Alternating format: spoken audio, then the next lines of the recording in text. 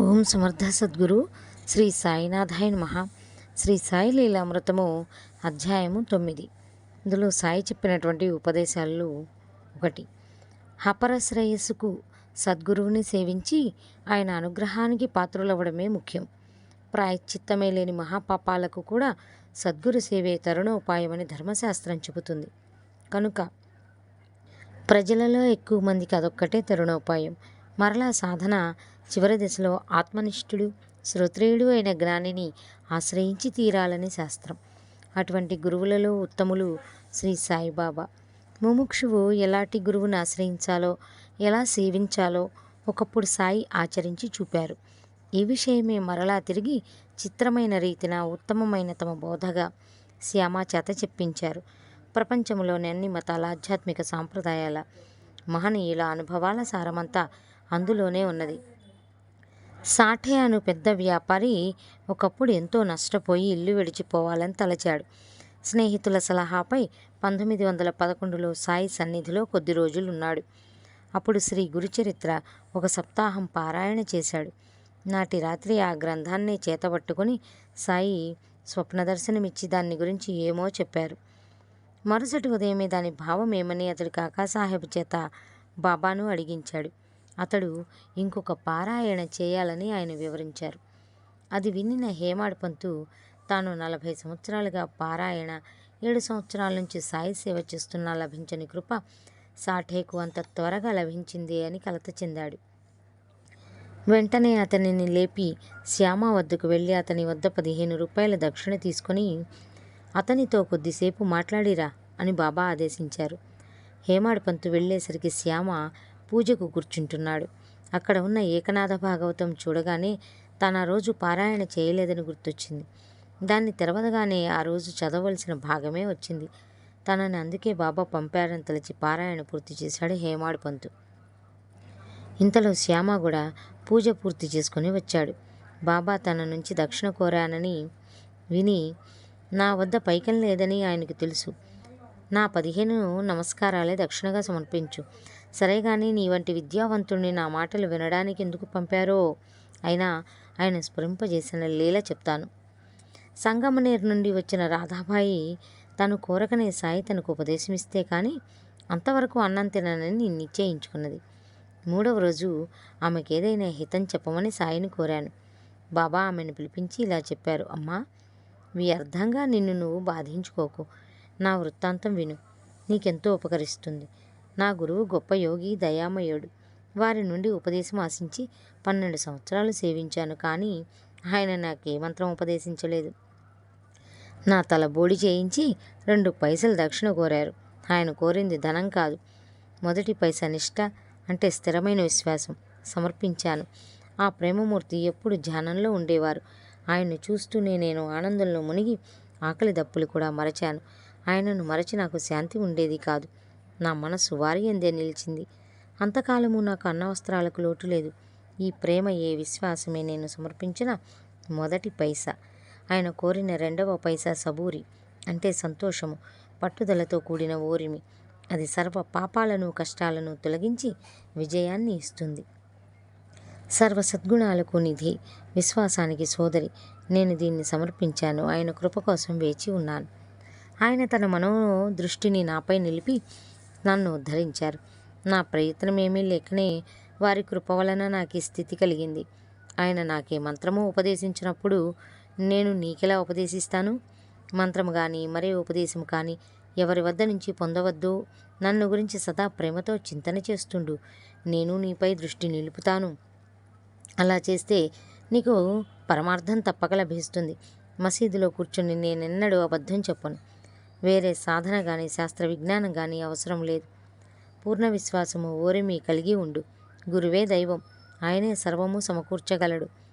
ఈ కథ వినడంతోనే హేమాడ్ పంతుకు పట్టరాని ఆనందంతో కంఠం గద్గదమై, నేత్రాలు ఆనంద భాష్పాలతో నిండి శరీరమంతా రోమాంచితమైంది. ఇంతలో గంటలు వినిపించి మధ్యాహ్న ఆరతికి 2 మసీదు చేరారు. భక్తులు చేతులు తడుతూ మేళతాళాలతో ఆరతి పాడుతున్నారు. పంతును చెరచెరా లాక్కుపోయి సాయికి కుడిప్రక్కగా శ్యామ కూర్చున్నాడు. పంతు ఎదురుగా కూర్చున్నాడు. సాయి వారు చెప్పిందంతా విని అర్థమైందా అన్నారు. అర్థమైంది. నా చిత్తం శాంతించింది. సరైన మార్గం తెలిసింది అన్నాడు పంతు. నా పద్ధతి అతి ఆశ్చర్యకరము. ఈ ఒక్క సంఘటన గుర్తుంచుకుంటే చాలు అని బాబా దాని సారాంశం ఇలా చెప్పారు. ఆత్మజ్ఞానానికి నిరంతరం ధ్యానం అవసరం. ధ్యానం వలన మనసు స్థిరమవుతుంది. సర్వగతుడైన ఈశ్వరుని యందు మనసు నిలపడమే పరమార్థం. ఇది కుదరకపోతే నా ఆకృతిని నఖసిక పర్యంతము అహర్నిశలో నీ మనసులో నిలుపుకో. నీ మనసు ఆ ఒక్క రూపాన్నే పొందుతుంది.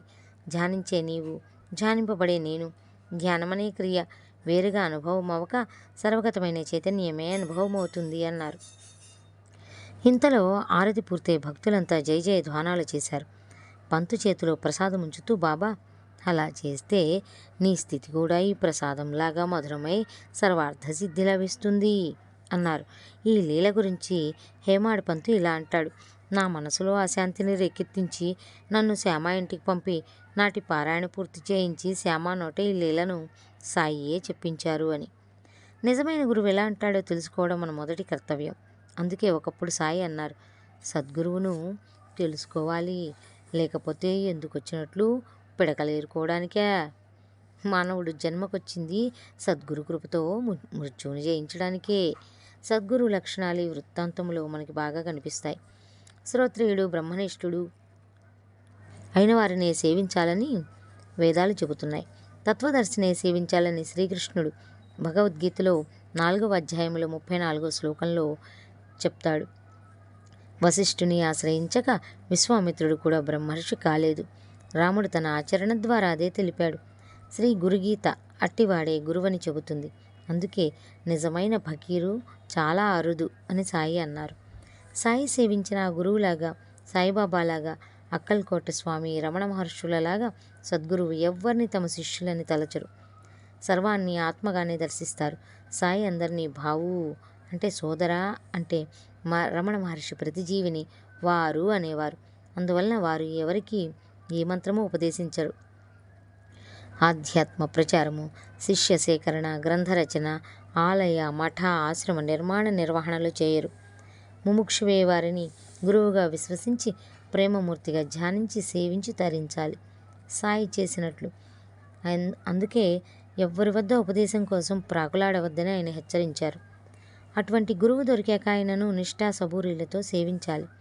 ఒకసారి బాపుసాహెబ్ జోగ్ మసీదులో కూర్చొని సద్గురువు శిష్యుని తనంతటి వాడిగా చేస్తాడంటారు. సాయి నన్ను ఇంకా అలా చేయలేదే అనుకున్నాడు.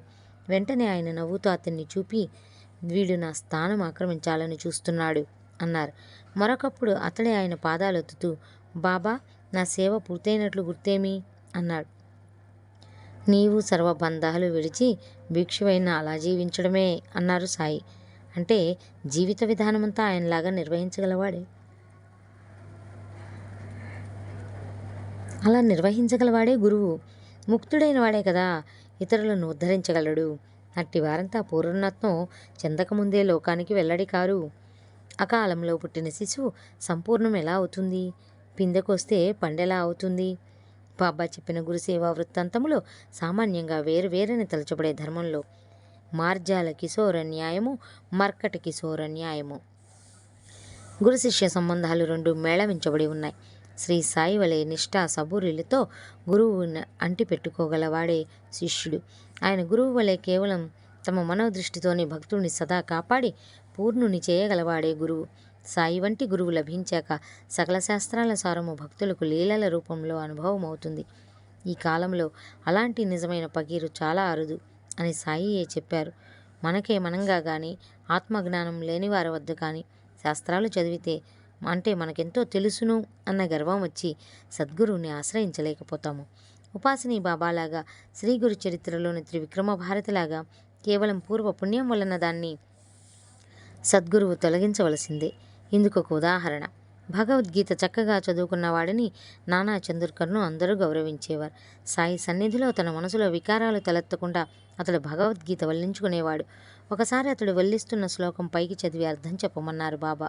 అప్పుడు అతడు 4వ అధ్యాయంలోని 34వ శ్లోకం చదువుతున్నాడు. తద్విద్ధి ప్రణిపాతేన పరిప్రశ్నేన సేవయ ఉపదేక్ష్యంతి తే జ్ఞానం జ్ఞానిన తత్వదర్శినః. ఇలా చదివి గురువులకు సాష్టాంగ నమస్కారము. సేవ చేసి ప్రశ్నించు, అప్పుడు ఆ బ్రహ్మజ్ఞానులు నీకు జ్ఞానం ఉపదేశిస్తారు అని దాని అర్థం చెప్పాడు. అప్పుడు సాయి అతనిని ఇలా అడిగారు, పాతమంటే నమస్కారమే అయితే మరల ప్రణి అని ప్రశ్న అనకుండా పరిప్రశ్న అని అనడం ఎందుకు? నాకు తెలిసిన అర్థం అదే. మరి సేవ అంటే ఏమిటి? మేమెప్పుడు చేసేదే. జ్ఞానం అనే పదానికి బదులు ఇంకేదైనా చేర్చవచ్చా? అజ్ఞానం అంటే జ్ఞానం చదివితే ఛందస్సు సరిపోతుంది, కానీ భాష్యాలేవి అలా వివరించలేదు. అయితేనేమి, అంతకంటే మంచి అర్థం వస్తే అలానే చదవవచ్చు కదా. అర్థం ఎలా సరిపోతుందో చెబుతాను. పరబ్రహ్మ స్వరూపమైన కృష్ణుడు ఇతర జ్ఞానులను సేవించమని అర్జునునికి చెప్పడం ఏమిటి? నానాకి ఏమీ తెలియలేదు. అతని విద్యాగర్వం అణిగింది. అప్పుడు సాయి ఆ శ్లోకాన్ని ఇలా వివరించారు. గురువుకు నమస్కారం చేస్తే చాలదు, ఆత్మసమర్పణ చేసుకోవాలి. అదే ప్రణిపాతం అంటే. బుద్ధి పుట్టినప్పుడు మాత్రమే సేవ చేయటం కాక, తన శరీరం గురుసేవ కోసమే ఉన్నదని, దానిపై తనకెట్టి అధికారము లేదని తలచి చేసినదే సేవ. అట్టివాడే శిష్యుడు. అతడు కేవలం మోక్షంపై కోరికతో, యోచనతో అడిగి సందేహ నివృత్తి చేసుకోవడమే పరిప్రశ్న. వెలుగంటే చీకటిని పారద్రోలడమే, జ్ఞానమంటే అజ్ఞానాన్ని తొలగించడమే. శిష్యుడు సహజంగా జ్ఞానస్వరూపియే, కానీ అతడే జీవుడనని, శరీరమే తానని తలచి సర్వ దుఃఖాలకు, సుఖదుఖాలకు, కర్మబంధాలకి లోనవుతూ ఉంటాడు. జ్ఞానం అనుభవంతో మాత్రమే కలుగుతుంది, కానీ మాటలకు, ఊహలకు అందదు. కనుక దాన్ని వాచ బోధించడం సాధ్యం కాదు. కాలులో గుచ్చుకున్న ముళ్ళును మరో ముళ్ళుతో తీసినట్లు, పాత్రకు పట్టిన మసిని మట్టితో రుద్ది పోగొట్టినట్లు, గురువు తన బోధయనే సాత్వికమైన అజ్ఞానంతో శిష్యుని అజ్ఞానం తొలగిస్తాడు. అప్పుడు శిష్యునిలో దాగి ఉన్న జ్ఞానం శిష్యునికే అనుభవమవుతుంది. కనుక గురువు వాచా బోధించేది కూడా అజ్ఞానమే. సర్వము దైవస్వరూపమని, తత్వద్రష్టలందరూ ఆ భగవంతుని రూపాలేనని సద్భక్తుడు గుర్తిస్తాడు. తత్వదృష్ట లేక బ్రహ్మజ్ఞాని అయిన గురువు కూడా శిష్యుణ్ణి ఆ భగవంతుని రూపంగానే దర్శిస్తాడు. అటువంటి గురుని ప్రాశస్త్యం తెలిపేందుకే కృష్ణుడు ఆత్మజ్ఞానులను సేవించాలి అన్నాడు అని చెప్పారు బాబా. నానాసాహెబ్ ఆ శ్లోకం వల్లిస్తున్నప్పుడే సాయి అలా అడగడానికి కారణం ఏమిటి? సకల శాస్త్రసారమైనటువంటి భగవద్గీత పొందడానికి కారణం కూడా అర్జునుడు. ఈ శ్లోకంలో చెప్పినట్లే శ్రీకృష్ణుణ్ణి పరిప్రశ్నలు వేయడమే. నానాసాహెబ్ను అనేక రీతిలో ప్రశ్నించి పరిప్రశ్న చేయడం ఎలానో సాయి తెలిపారు. ఆ శ్లోకంలో చెప్పినట్లు నానాకు తత్వదర్శి అయిన గురువు లభించారు. కానీ అతడు ఆ శ్లోకం వల్లిస్తూ కూడా పరిప్రశ్న, సేవల తత్వం తెలుసుకోకుండానే వ్యర్థంగా వల్లిస్తున్నాడు. వాచా బోధించినది చాలనప్పుడు అతీతమైన విశ్వరూప దర్శనం వంటి దివ్యానుభూతిని ప్రసాదించగలవాడే సద్గురు. అట్టి వారిని సేవించక తప్పదని, అలా కాక దేవతలను మాత్రమే ఉపాసించేవారు ఆ పుణ్యం ఉన్నంతకాలం ఆయా లోకాలలో ఉండి ఆ పుణ్యం అయిపోగానే ఈ లోకంలో మరలా జన్మిస్తారని శ్రీకృష్ణుడు చెప్పాడు. సాక్షాత్తు త్రిమూర్తులు, పరబ్రహ్మము తానే ఆయన గురిని సేవిస్తే ముక్తి లభిస్తుంది. వైద్యం నేర్వకుండానే మందులిచ్చేవాడు, ఆత్మజ్ఞానం లేకనే శిష్య సేకరణ చేసేవాడు. అట్టి కపటి గురువును ఆశ్రయించిన వారు భ్రష్టులవుతారని శాస్త్రం. గు అంటే అజ్ఞానమనే చీకటి, రు అంటే దానిని పోగొట్టేవాడని అర్థం. వెలుగే చీకటిని పోగొట్టగలదు. చీకటిని వెలుగుగా భావించి దానిని పోగొట్టుకోగలిగితే ఇక వెలుగెందుకు? మానవ మాతృలము పరబ్రహ్మస్వరూపులుగా దర్శించడం బ్రహ్మజ్ఞానికి మాత్రమే వీలవుతుంది, కానీ అగ్నులమైన మనలాంటి సామాన్యులకి ఎలా సాధ్యం? అందుకే సప్తశృంగీదేవి శ్రీమన్నారాయణుడు తమ భక్తులను సాయి వద్దకు పంపారు. అందుకే వేద ఋషులు, శ్రీకృష్ణుడు మొదలుకొని సాయి వరకు మహాత్ములందరూ కూడా గురువుని సేవించాలన్నారు. కానీ ఈ ప్రపంచంలోని సాధువులందరిలో ఎవరు బ్రహ్మజ్ఞానులో ఎవరు కారో ఎలా తెలుసుకోవాలి? మనకే మనమే నిర్ణయించుకుంటే ఎలా ఉంటుందో? ఇందుకు సరి అయిన మార్గమేదో సాయి తెలిపారు. కుశాభావు అనే ఒక టీచరు ఒక సాధువుని ఆశ్రయిస్తే ఆయన ఒక మంత్రం నేర్పాడు. దానివలన అతడు కోరగానే పండ్లు, మిఠాయిల వంటి వస్తువులు చిత్రమైన రీతిన అతని చేతిలోకొచ్చేవి. అది చూచి జనం అతని చుట్టూ చేరసాగారు. కొందరు అతన్ని రకరకాలుగా విమర్శించసాగారు. వీరిని దండించడానికి తగిన మంత్రాలు నేర్పమని అతడు ఆ సాధువును వేధించసాగాడు. ఆ సాధువు అతనిని ఇక నుంచి సాయిబాబాని ఆశ్రయించమని చెప్పి హిమాలయాలకు వెళ్ళిపోయాడు. కుశాభావు 1909లో షిరిడీ చేరాడు. కానీ బాబా అతన్ని మసీదులోనికి రానియక అతడు ఆ శక్తులను గోదావరి నదిలో విడిస్తే కానీ రానివ్వనని పట్టుబట్టారు. ఆ మంత్రశక్తితో అతడు వేరొక చోటు నుండి వస్తువులను తెప్పిస్తున్నాడని, కనుక అవి అమాయకులను అపవిత్రం చేస్తున్న దొంగ సొత్తు అని ఆయన చెప్పారు. అతన్ని చూచిన వారికి కూడా అటువంటి శక్తులపై వ్యామోహం కలుగుతుంది కదా. ఇలా అతనిని, సాటివారిని అపవిత్రం చేస్తున్న ఆ శక్తులను అతడు విడిచిపెట్టాలని ఆయన చెప్పారు. చివరికి అతడు దాన్ని గోదావరిలో విడిచి వచ్చాక బాబా అతని చేత రోజు శ్రీ సమర్థరామదాస స్వామి వ్రాసిన దాసబోధ చదివించారు. అతని చేత శ్రీ గురు చరిత్ర 108 పారాయణలు చేయించాకనే అతనిని ఈ క్రింది రీతిన అనుగ్రహించారు. ఒక ఏకాదశి నాడు కుశాభావు ఉపవసిస్తున్నాడు. అతడు బాబాను దర్శించి ప్రసంగవశాత్తు పూర్వం ఋషులు కందమూలాలు తినేవారని చెప్పాడు. సాయి ఆ పదాన్ని కాందా అంటే ఉల్లిగడ్డ అని చమత్కరించి అతనికి కొన్ని ఉల్లిగడ్డలిచ్చి తినమన్నారు. అతడు దిక్కుతోచక ఆయన తింటూ తాను తింటానన్నాడు. అప్పుడు సాయి కొందరు భక్తులను పిలిచి, ఈ సద్బ్రాహ్మణుడు చూడండి, ఏకాదశి నాడు ఉల్లి తిన్నాడు అని చెప్పి గెలిచేశారు. అతడు తనను బాబా ఉపదేశిస్తేనే ఉల్లి తిన్నానని, ఆయన కూడా తిన్నారని చెప్పాడు. బాబా అంగీకరించక తాము తిన్నది కక్కి చూపారు. అందులో కందమూలాల ముక్కలే ఉన్నాయి, కానీ మచ్చుకైన ఉల్లి లేదు. కుశాభావు అదే మంచి అవకాశమని తలచి ఆయన కక్కింది మహాప్రసాదమైన గురుచ్ఛిష్టంగా అంటే గురువెంగిలి తినేశాడు. బాబా అతన్ని తిట్టి కొట్టి వారించాలని చూచారు, కానీ అతడు వినలేదు. అతడి భక్తి శ్రద్ధలకు ఆయన కన్నుల వెంట ఆనంద భాష్పాలు కారాయి. ఆయన అతనిని ఆశీర్వదించారు. అతడు మంచి గురుభక్తుడయ్యాడు. ఈ లీల ద్వారా లోకానికి శ్రీగురు చరిత్ర యొక్క ప్రాశస్త్యం తెలిపారు బాబా. దాని పారాయణ కుశాభావును పవిత్రుణ్ణి చేసి సద్గురు కృపకు పాత్రుణ్ణి చేసింది. సాఠేకు, హేమాడ్ పంతుకు కూడా అట్టి శ్రేయస్సునే ప్రసాదించింది. శ్రీ వాసుదేవానంద సరస్వతి, రంగావధూత, నానే మహారాజ్ వంటి వారెందరికో ఈ గ్రంథ పారాయణమే వారు ఆశ్రయించదగిన గురువుని గురించి తెలిపి వారిని గురుకృపకు పాత్రులను చేసి మహాత్ములుగా రూపొందించింది. పూర్ణులైన గురువుని ఎలా అన్వేషించి ఆశ్రయించాలో చెప్పిన గ్రంథము అదొక్కటే. రెండవ దత్తావతారమైన శ్రీ నృసింహ సరస్వతి స్వామి అంతర్హితులయ్యాక వారి దివ్య లీలలు విని నామధారకుడైన ఆయన సాక్షాత్కారం కోసం తపిస్తూ గాన్గాపురం చేరాడు. అతనికి అక్కడ సిద్ధుడనే యోగి రూపంలో శ్రీ నృసింహ సరస్వతి స్వప్న దర్శనమిచ్చారు.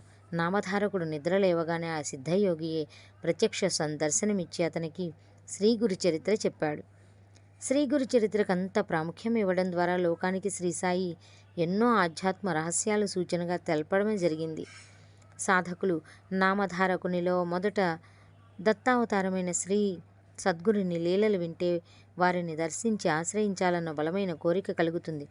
అతడు సహజంగానే లీలలను గురించి ఆయన గురించి చింతన చేస్తూ ఆయన కోసం తప్పిస్తాడు. అప్పుడు ఆయన ఏదో రూపంలో స్వప్న దర్శనం ఇస్తారు.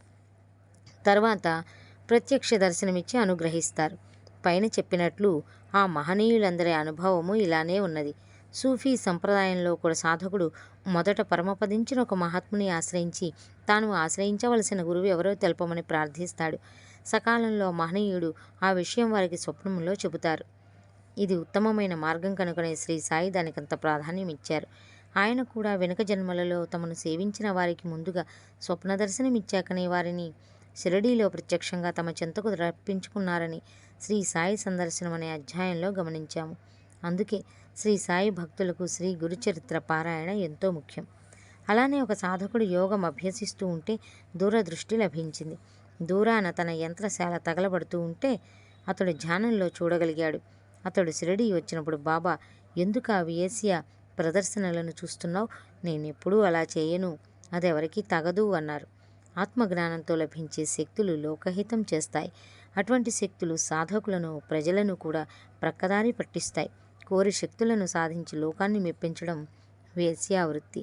అట్టి సాధకుని భక్తి ఆ భగవంతుని పట్ల వ్యభిచరించి అతనికి లోకానికి కూడా కీడు చేస్తుంది. సామాన్య బోధకునిలాగా సాయిబాబా మాయ, బ్రహ్మము మొదలైన పెద్ద పెద్ద మాటలు వల్లించలేదు. సామాన్యులకు అవి నిరుపయోగమే కాక అహాన్ని పెంచుతాయి కూడా. సామాన్యంగా ఎంతో చిన్నవి అనిపించే విషయాలే చాలా పెద్దవి.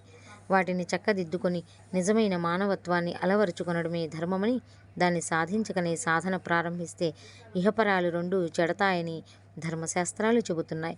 వెనుక సాయి చెప్పిన మామిడి పూతవలే మనం సద్గురు భక్తి నుండి మధ్యలో రాలిపోకుండాను, మరుజన్మలో దుఃఖం కలగకుండాను వారి ఉపదేశాలు ఉపకరిస్తాయి. సాయి భక్తులను ఎలా హెచ్చరించేవారో చూద్దాం.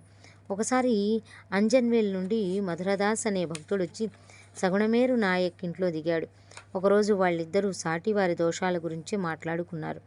తర్వాత మధురదాసు మసీదుకు వెళ్ళగానే బాబా చికాకుగా ఏమిటి సగుణ్ అంటున్నాడు అన్నారు.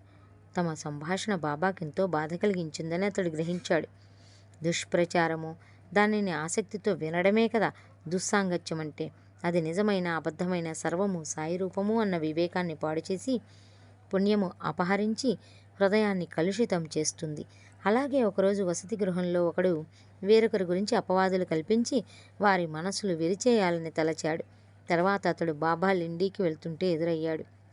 అప్పుడు ఆయన మలం తింటున్న ఒక పందిని అతనికి చూపి, అది మలం ఎంత ప్రీతిగా తింటుందో చూచావా? సాటివారి గురించి అపవాదులు కల్పించడము అలాంటిదే. క్రమంగా మనలను సాటివారు ఏవగించుకుంటారు. అంతేకాదు, అలా చేస్తే మనం కష్టపడి సంపాదించుకున్న పుణ్యమంతా వారికి, వారి పాపం మనకు వస్తాయి. ఇక షిరిడీ యాత్ర వలన కూడా మనకేమి ప్రయోజనం అన్నారు. అందుకే క్రీస్తు ఇతరుల దోషాలెంచుకు, ఎంచితే భగవంతుడు నీ లోపాలెంచుతాడు, అంటే క్షమించడు అని యేసుక్రీస్తు కూడా చెప్పడం జరిగింది. సాటివారిని ఎంత కొద్దిగా నిందించినా నరకములో శిక్ష తప్పదని చెప్పాడు. ప్రక్కవాడి కంట్లో నలుసు తీసే ముందు నీ కంటిలోని తప్పులించే లక్షణమనే దూలాన్ని తొలగించుకో అన్నాడు. ఇతరులను మనసులో కూడా ద్వేషించకూడదు. హత్య, శత్రుత్వము, రుణము వీటి ఫలితం అనుభవింపక తప్పదు అన్నారు సాయి. ఒకరోజు ఒక భక్తుడు రవ్వకేసరి ప్రసాదంగా పంచుతున్నాడు. వేరొక భక్తునితో ప్రసాదం తీసుకున్నావా అన్నారు బాబా. అతడికి తనకు భేదాభిప్రాయాలు ఉండడం వల్ల ప్రసాదం తీసుకోలేదు అన్నాడతడు. అప్పుడు సాయి, ఇచ్చేది, ఇవ్వబడేది, పుచ్చుకునేది ఎవరు? అంతా ఒక్కటే. ఎవరిని శత్రువులుగా తలచవద్దు అన్నారు. ద్వేషం ఎంత ప్రమాదకరమో. చెన్నబసప్ప, వీరభద్రప్ప అనే పాము కప్పలకు పూర్వజన్మలో సాయి సన్నిధి లభించిన పరస్పర ద్వేషం వలన హీనజన్మలు లభించాయి. పై రెండు బలహీనతలకు భిన్నమైన మరొక దాన్ని గురించి ఒకసారి సాయి నానా చందర్కర్తో ఇలా చెప్పారు. యాచించిన వారికి శక్తి కొద్దీ సమర్పించు. ఇంకా అడిగితే వీలు కాదని సౌమ్యంగా చెప్పు. కూపించవద్దు. కొంతకాలానికి కళ్యాణ్లో అతని ఇంటికి వచ్చిన ఒక బిచ్చగద్దె పెట్టిన దానితో తృప్తి చెందక ఇంకా కావాలని ఆ బిచ్చగత్తె పట్టుబట్టింది. అతను సేవకునితో పెట్టింది తీసుకుపోమ్మను, లేకుండా మెడపట్టి గెంటు అన్నాడు. ఆమె వెళ్ళిపోయింది. తర్వాత అతడు షిరిడీ వెళ్ళినప్పుడు సాయి అతనితో పలకలేదు. కారణం అడిగితే, నా మాట వినని వారితో నాకేం పని? ఆ బిచ్చగత్తెను అధికంగా భిక్ష కోరినందుకు మెడపట్టి గెంటమంటివే, ఆమె వాకిట్లో కూర్చుంటే నీదేం పోయింది అన్నారు. అంతేకాదు, ఆవేశమెన్నడూ తగదని ఎంత చమత్కారంగా బోధించారో సాయి. ఆయన తన భక్తుని దక్షిణ అడిగారు.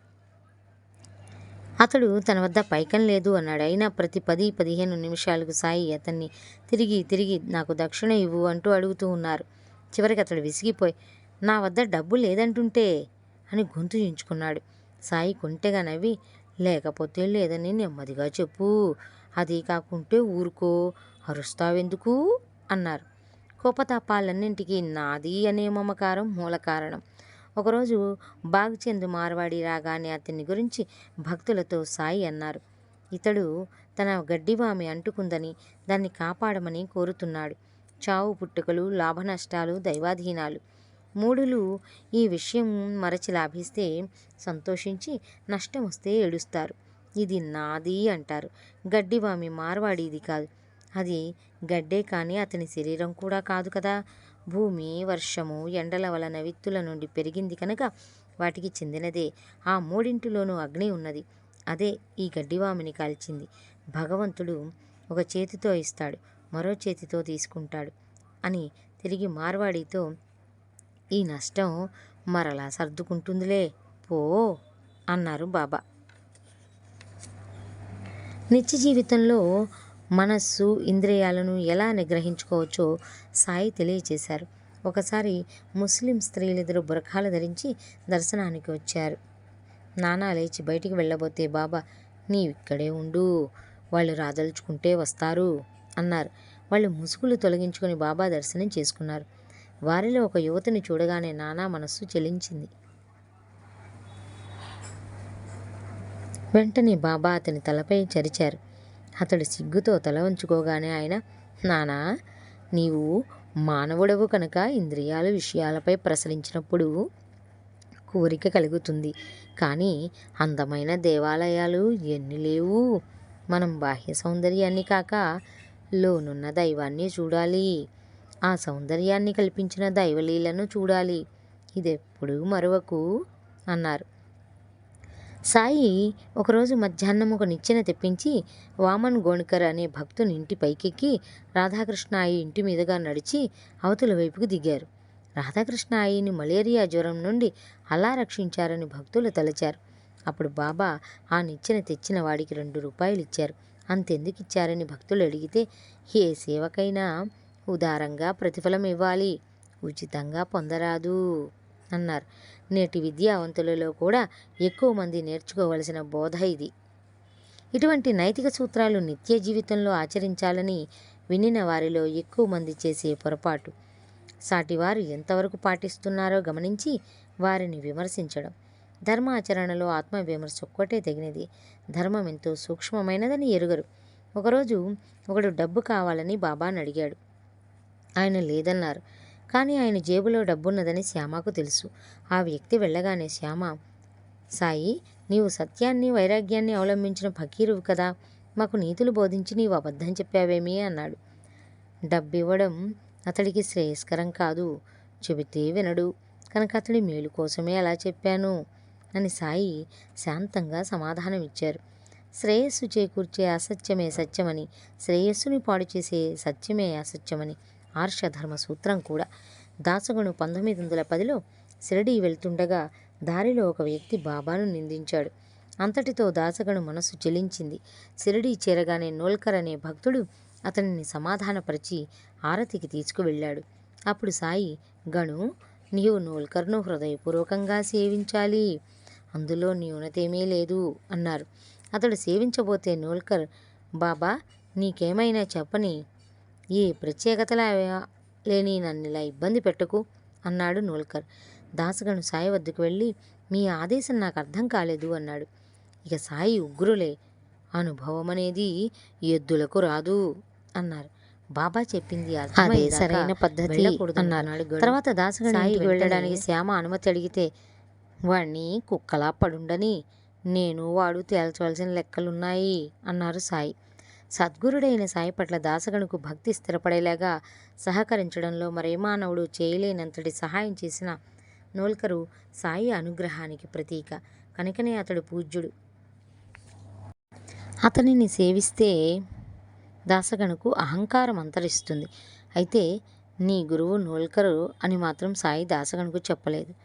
అతడు చేసిన మేలును గుర్తించి కృతజ్ఞత కలిగి ఉండడం ఎంతో ముఖ్యమని సాయి బోధ. ఒక భక్తుడు షిరిడీ వెడుతుంటే అతనితో సాటి ప్రయాణికుడు మానవుడైన సాయిని కొలవడం వ్యర్థమని వాదించాడు. ఆ భక్తుని మనసు కలత చెందింది. అతడు మసీదు చేరగానే శ్యామతో, ఇతనికి ఏదైనా మంచి మాటలు చెప్పు అన్నారు సాయి. అప్పుడు శ్యామ అతన్ని బయటికి తీసుకువెళ్ళి, సాయి గురించి ఇతరులు అన్నవి పట్టించుకోవద్దు, నీ అనుభవాన్ని అంటిపెట్టుకో అని చెప్పాడు.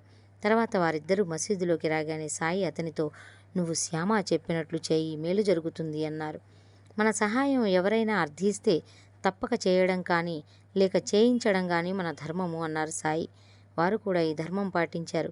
ఒకప్పుడు ఒక రైతు తన పొలంలో బావికి అర్జీ పెట్టుకుంటే జిల్లా కలెక్టర్ త్రోసిపుచ్చారు.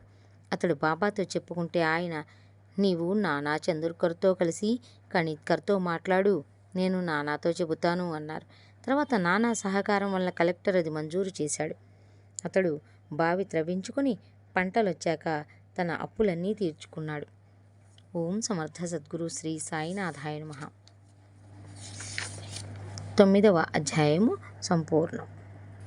ఇప్పటికీ మా ఛానల్ని సబ్స్క్రైబ్ చేసుకోకపోతే సబ్స్క్రైబ్ చేసుకొని మా వీడియో నచ్చితే ఒక లైక్ కొట్టి షేర్ చేస్తారని మనవి.